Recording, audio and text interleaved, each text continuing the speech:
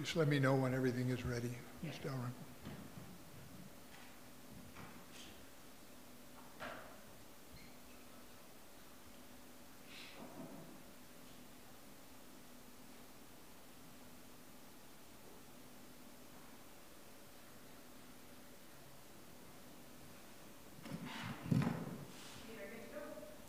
Thank you. Good morning. Welcome to the hearing of the Canmore Composite Assessment Review Board. My name is Earl Williams.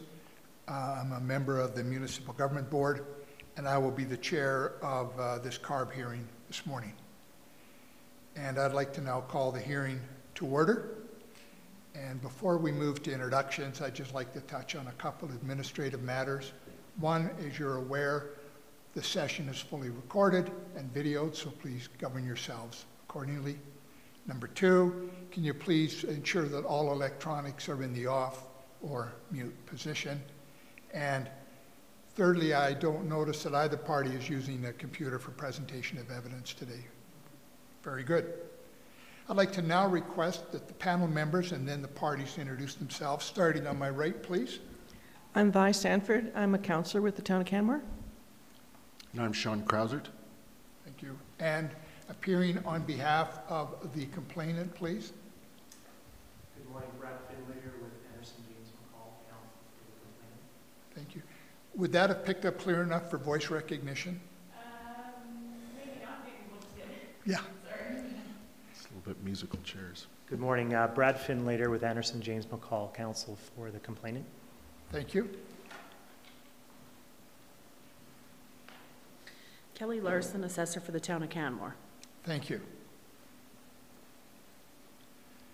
Do either of the parties have concern or object to the way this panel is constituted to hear this matter this morning? No. Very good. Before we get into matters, I'd just like to briefly speak to a couple things, and they relate to what is in front of us today. This panel is going to be hearing a matter that related to Condor Corp 0211484 versus the Town of Canmore. The file relates to 39 parking stalls that were originally assessed at $10,000. I believe that we have the 39 parking stalls. I'm going to digress for an administrative question. The clerk, please. We have 39 stalls, each with an individual tax roll number, correct? Yeah. How do we want to put that on the record? Do you read each one in, or do we want the parties to look at a list and agree that that's the list in front of us today? Yeah, we can probably do a list. It's the same.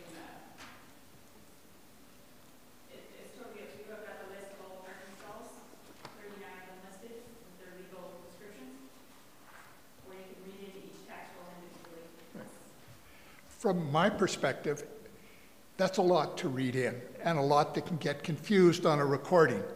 What I would like to suggest is if the parties could look at the list provided by the clerk and just say, yes, that's every one of them, and then verbally accept it, and that'll save us having to read everything in.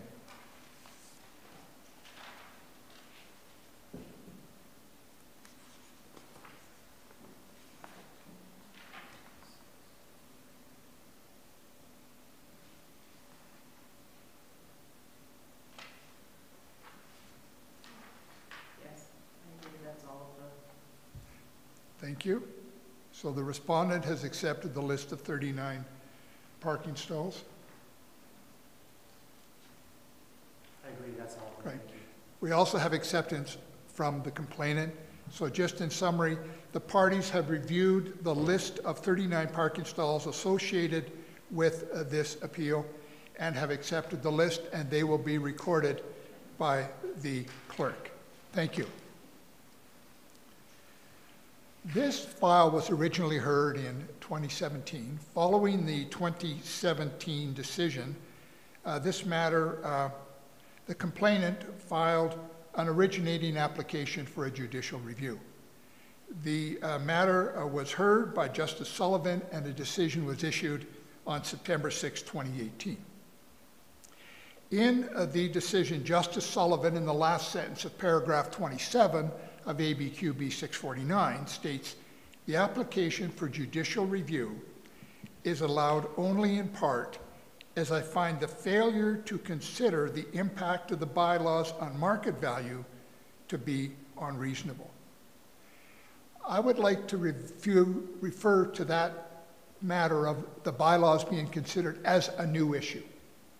Are you comfortable if I refer to that as the issue that's before us is the consideration of the bylaw and the associated assessment change?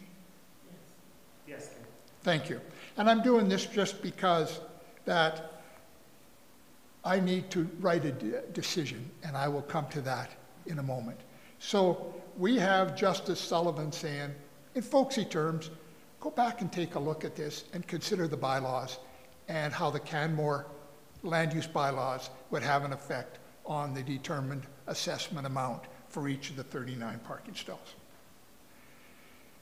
There was a preliminary hearing. There was a matter chaired by Chairperson Argento, a preliminary matter where this hearing was scheduled for April the 8th, today, and the disclosure dates were also agreed to for disclosures, February 22nd, 25th, which the complainant filed a disclosure, and then there was a respondent filed a disclosure, if I can refer to the document filed on May 22nd as the respondent's disclosure. What I would like to do for the purposes of the record is to identify the disclosures that have been filed under the original preliminary hearing decision from December. I would like to identify from the complainant's package the complainant submission dated February 25th. I'd like to refer to that as C1. I would like to refer to the legal submissions as C2. And I would like to refer to the AEC Valuation Advisory Inc. document dated February 22nd as C3. So I've taken the disclosures from the complainant and identified C1, C2, which is the legal, and C3, which is the AEC document. And I would like to then file, let me just flip to it here.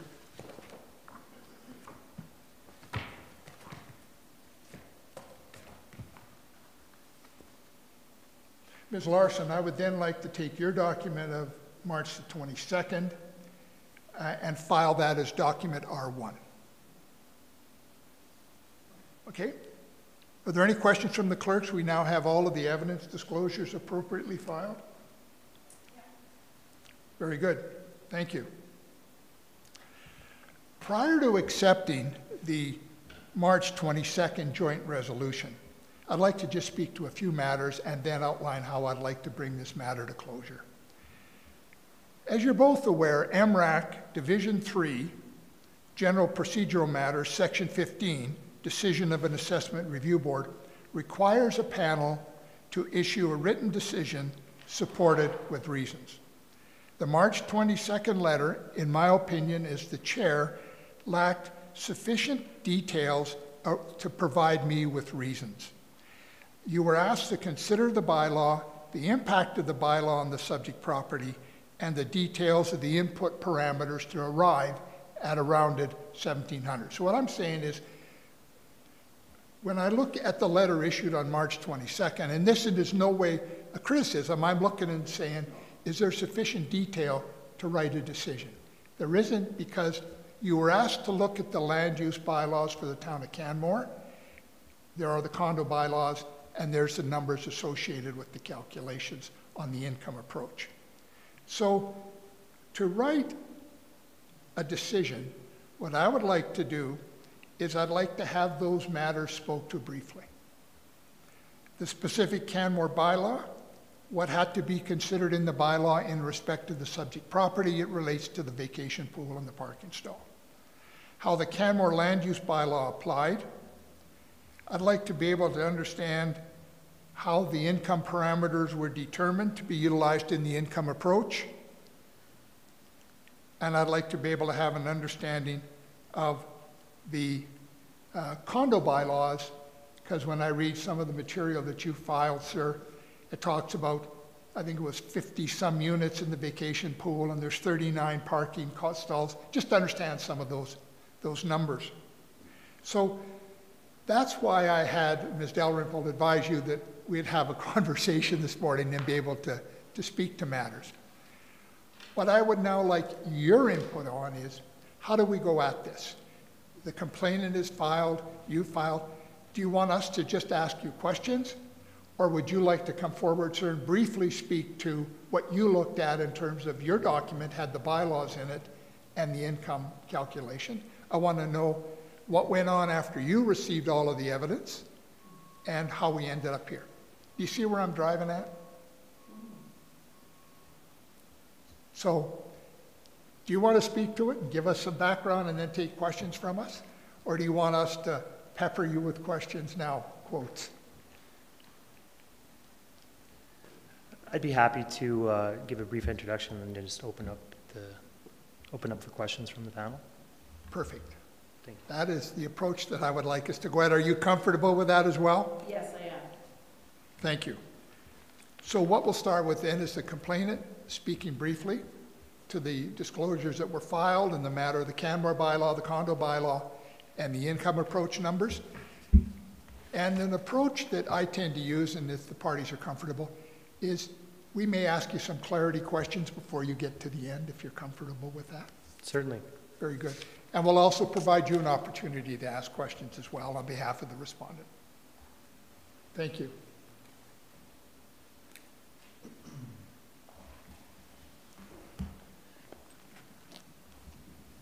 Good morning, Mr. Chair and fellow panel members. Again, Brad Finlayer with Anderson James McCall on behalf of the complainant. As you've indicated in your summary, we have put a joint resolution forward, which is Exhibit C2. The Exhibit R1 is the joint submission. By way of background, and as you identified, we are here on the second hearing, second CARB hearing as a result of the decision of Justice Sullivan of the Court of Queen's Bench on judicial review. You referenced that specific decision, and in particular paragraph 23 of that decision. The decision can be found at tab 2 of Exhibit C1. It's worth mentioning that reference is made to the Canmore Land Use Bylaw 22-2010, and then specific sections are referred to in that decision. Those sections being 4.3.0.1 and 4.3.1. In discussions with Ms. Larson for the respondent, we've agreed that there's actually an error in this as far as the provisions that are being referred to.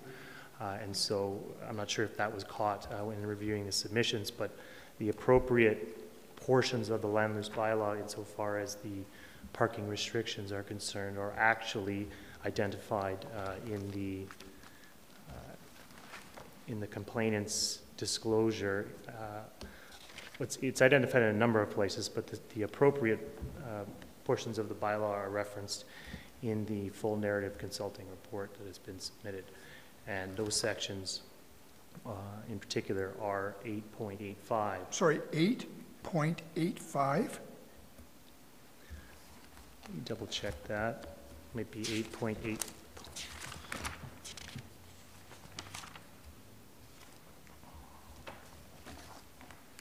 Which tab had the bylaws? Oh, okay. 8.8.5. Sorry. 8.8.5. Yes. 8.8.5. Yes. Thank you.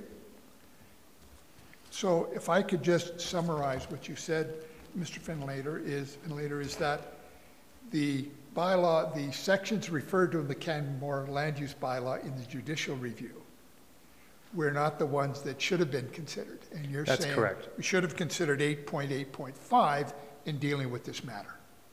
And if memory serves me, I'm not even sure that those specific sections exist, if I recall correctly, which is what triggered the inquiry from both my office and Ms. Larson's. And so with that with that addressed, the bylaws are reproduced in the complainant's submissions and disclosure.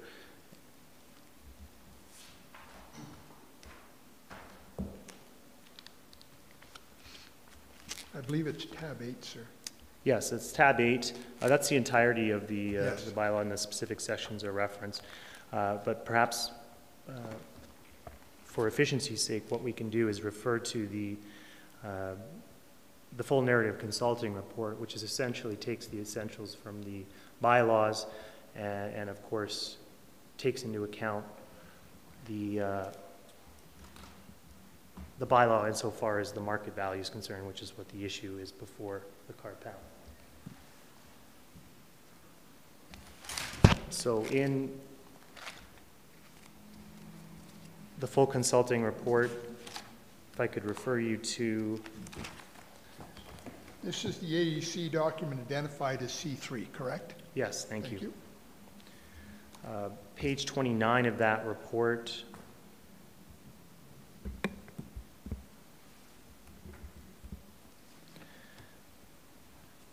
First makes reference, introduces the Canmore land use bylaw, which identifies the subject properties as following in the commercial district. It then identifies at the bottom of that page that special attention will be provided to the general requirements parking and loading section 8.8. It goes on to say in section 8.8.5 in both the current and proposed bylaw, 1 parking stall is required per visitor accommodation unit. And in section 8.8.6 in both the current and proposed land use bylaw, parking stalls per unit required are indicated below. And those are reproductions from the bylaw itself. It does make reference to the fact that there is a proposed bylaw that is coming into force. Now we're of course talking about what was in place in 2017, although context is provided for what the proposed changes will be.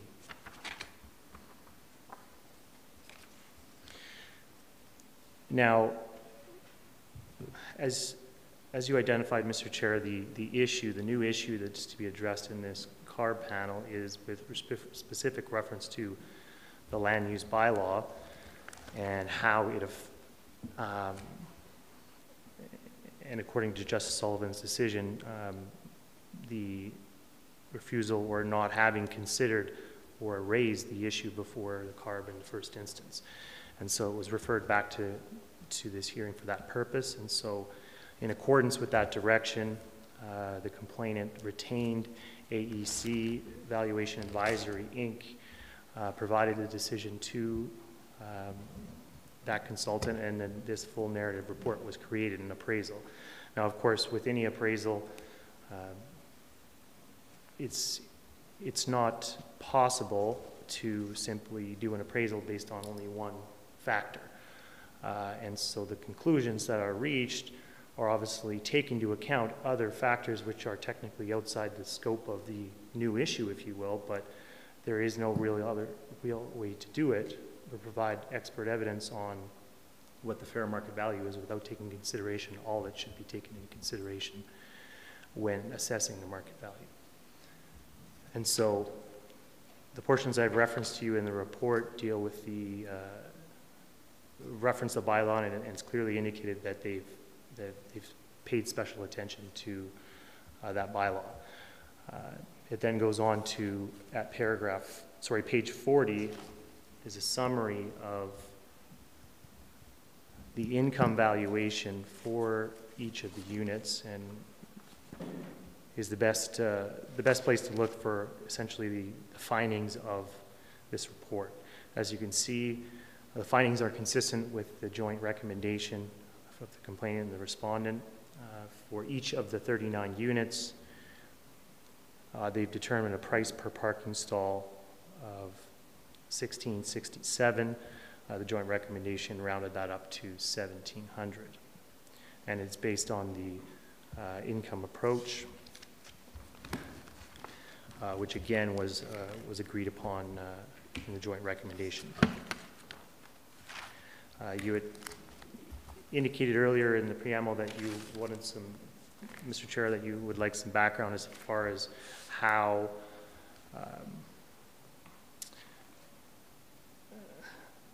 what issues we're taking into account in reaching that. I would suggest I'm not going to be able to explain it any better than the appraiser has in their specific report, but if you had questions specifically in relation to any of that, I can hopefully do my best to answer those. And so with that, perhaps I'll open it up to questions. Thank you. Any questions, Ms. Larson? I have no questions. Thank you. Counselor? Panel member on my right, any questions?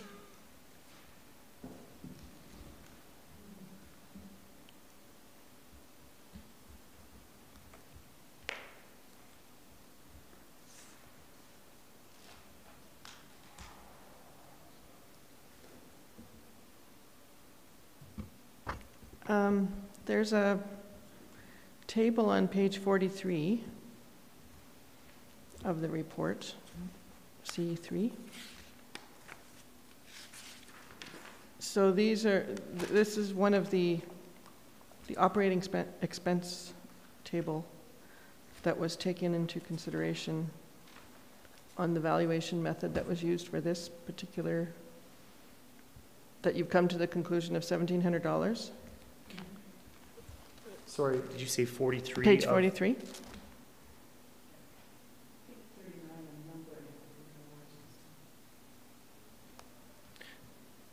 There's a table under operating expenses. Is that correct? The table I was referring to was at page 40 of the actual report, the numbers of the report. I'm not sure if there's a different numbering scheme on. Okay. And I'm just looking at this other table that has the operating expenses.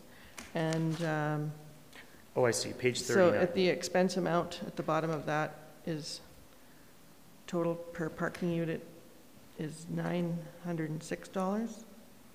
And this is just an example, correct, of other properties that were used as a valuation method?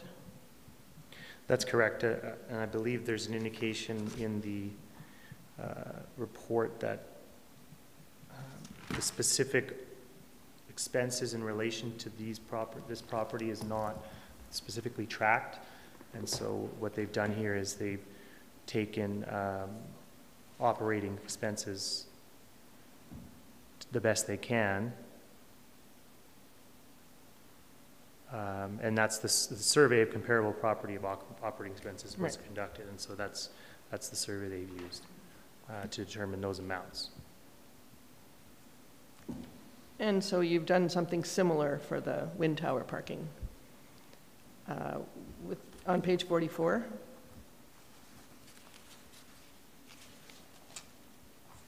So you've used one particular way of determining a parking space for other properties, but then you've applied a similar formula for the wind tower property to come up with the 1667. We're just trying to figure out what your methodology is for applying that number, so where that number has come from. But you're using other properties to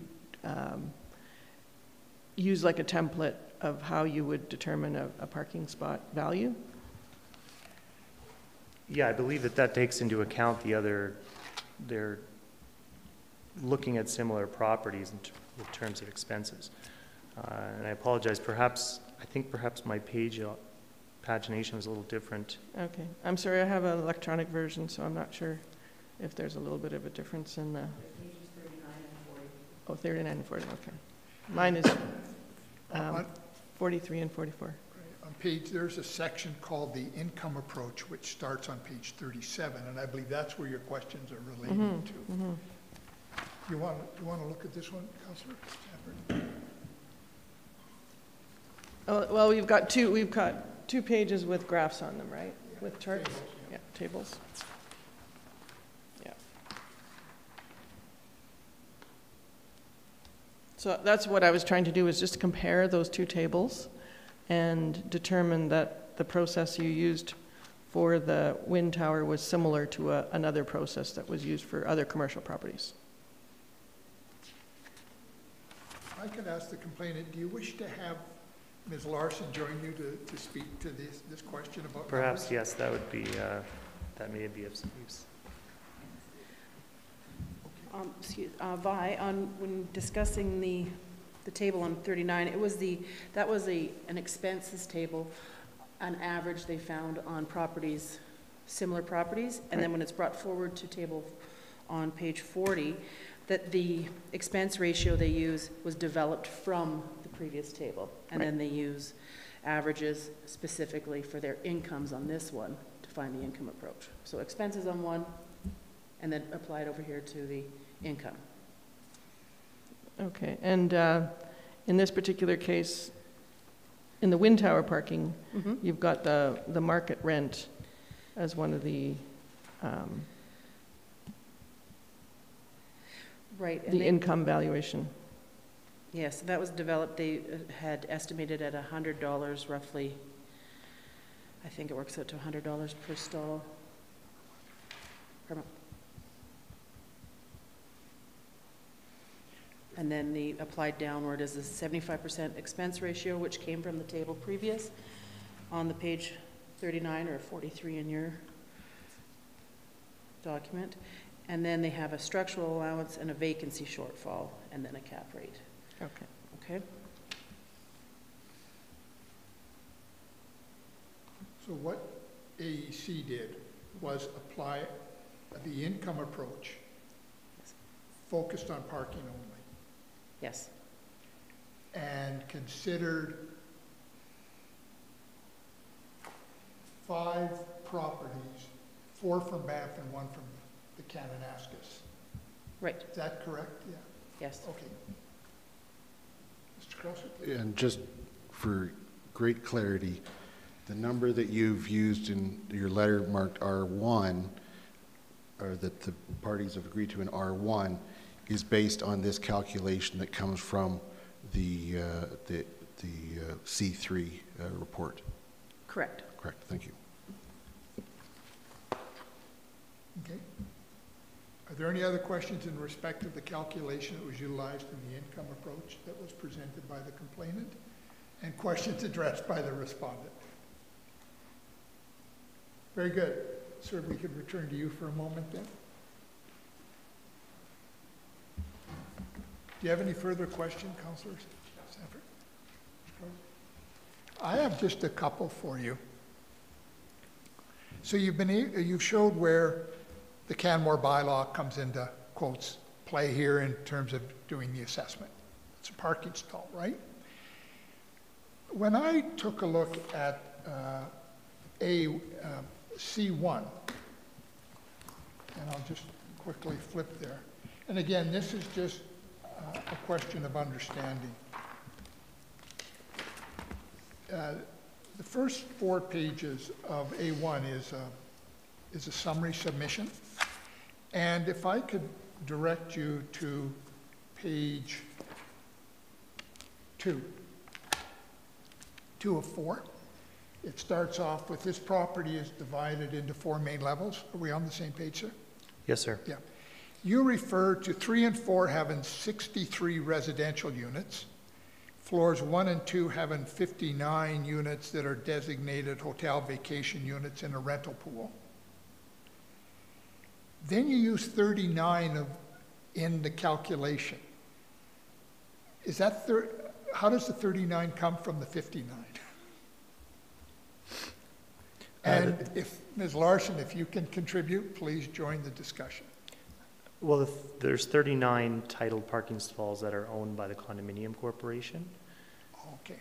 And there are also parking stalls associated with individual units, both combined making the pool of parking spaces that are available. So this pool is composed of ones that are owned by the condo corporation itself, the property. That's correct, yes. And there are a number that are designated to, for the lack of another term, I'll call it the rental pool. Yes.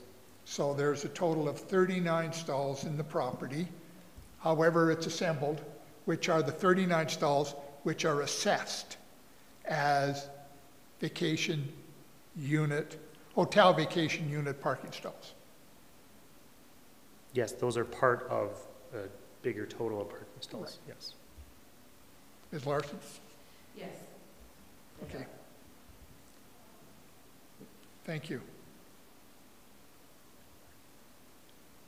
Is there anything in the condo bylaws 04, 02, 01, 02, 09 that are relevant to this that you included in your package, or are they just background materials, sir? For the most part, they are background materials, as the bylaws were before the CARB on the initial hearing, and given that we are restricted to the new issue as it's been defined, they do provide some context. I believe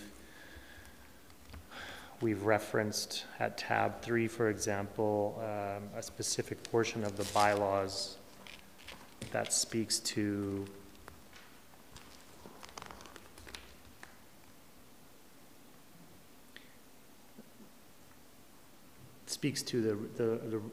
the residential units as it's defined in the submissions, which is the same paragraph that we were just looking at. So that was just provided to give a little bit better understanding of how the condominium is structured, as it's not exactly your typical condominium with, it has the joint venture agreement and this pool of rental units and rental parking. So, but other than that, it just provides some context for the CARB. So nothing else specific that I would need to bring your attention to, unless you had questions. Thank you. Are there any questions arising from either of the panel members? Very good. Thank you very much, sir. Thank you.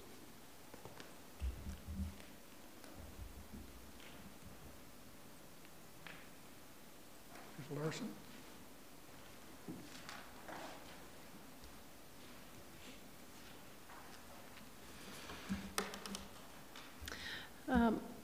And speaking as a respondent for the Town of Canmore Assessment Department, just after discussion with Mr. Finlatter and the valuation on his submission from AEC Evaluation Group, it seemed applicable for me to determine the income approach to value as the best way in determining this value, in speaking to that part, based on the fact that we had another property quite similar in Canmore, the same type of thing, owned by, all the lots were owned by the condo board, so therefore that was the approach we took, and they do have actual rents that we were using in developing that, and so in our discussions, that's kind of how I felt that it was applicable.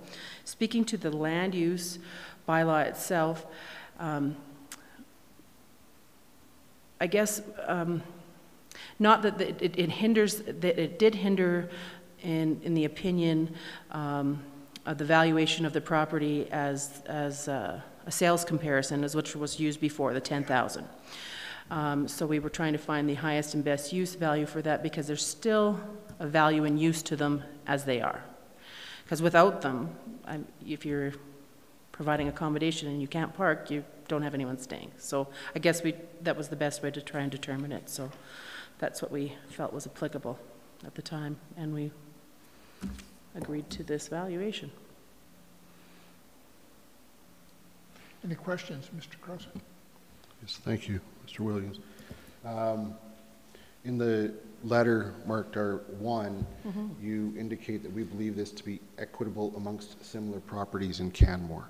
And you've just made reference to another property. Is that what you're referring to, or are there other properties that you also took into consideration in assessing the appropriateness of the $1,700 value? There are not other properties. These are two specific properties where the condo boards own. The other ones are owned by the individual unit and transfer with the units, where these ones are held by the condo board solely for a parking pool, per se, for people to park it at will. So those were the two. And using the same approach, it came to a relatively similar Relatively number? similar. The one had less, I used a less of a vacancy rate on the other one, mainly because it's not short-term rental, it's for residential and Right. seniors, so there wasn't a lag in the market, like in the winter, right? So there was less vacancy in those ones. So there was an appropriate distinction made between the two. Yes. Okay, great, thank you. Counselor?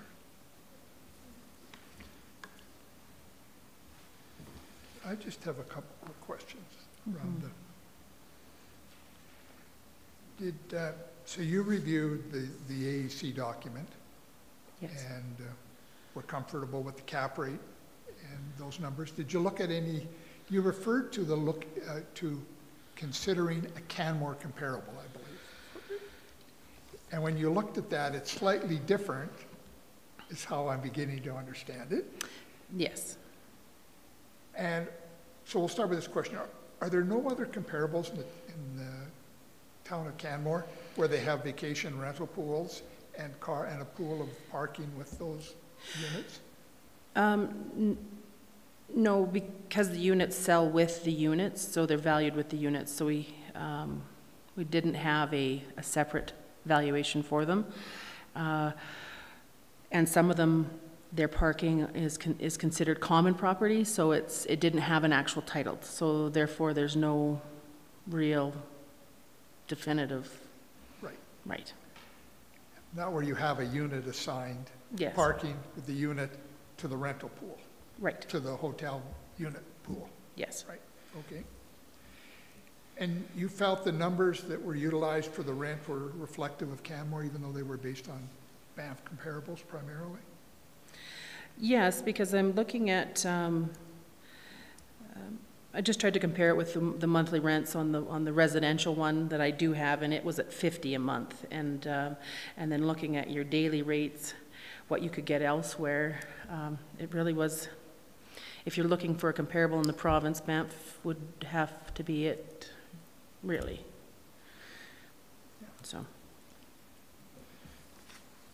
So just in summary, you're comfortable with the AAC analysis? It supports a number of rounded to 1,700. Yes, I am comfortable with that valuation. And the income approach is the better Yes. approach than the sales comparison approach, Yes, by which far. was used originally. Oh, yes, And it fits with the Canmore bylaw. it does. I'm not putting words in your mouth, I'm just summarizing. No, that's fine. Making sure I have it in my head, so. Yes. Are there any further questions from either of the panel members? Very good, thank you. Do you have Thank any you. questions, Mr. Finlander, of the respondent? No, thank you, Mr. Chair. No, that's everything. Very good. So sparing summaries, if you are comfortable with having the chair just summarize what we heard, that based on Judge Sullivan's decision 649, you have looked at the Canmore bylaw. You've identified the section of the bylaw that applies to this property and this approach taken on vacation rental, pool, and the parking, correct? And that there's 39 units. You've accepted, the respondent has accepted the AEC income analysis to arrive at a value rounded to 1,700. Yes. Yes. Have both parties had an opportunity to present all of their evidence in respect to this matter? Yes. Yes. Thank you very much. On that basis, I will close the hearing in respect of this property. Thank you very much. And 40 minutes. Done. Thank you. Thank you.